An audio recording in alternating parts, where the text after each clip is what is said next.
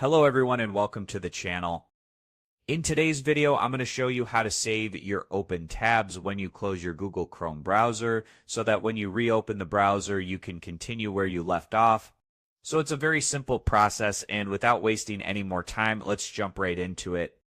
First, just simply open Google Chrome browser, then click on the three dots menu at the top right-hand side corner, and then from the menu, click on Settings.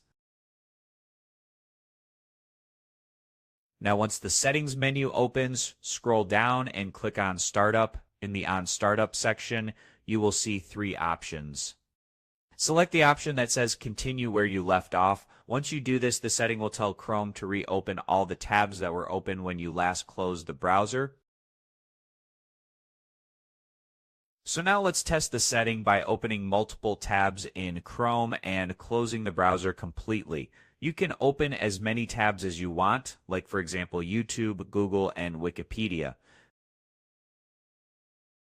Now all I have to do is just simply close the browser, and let's reopen the browser.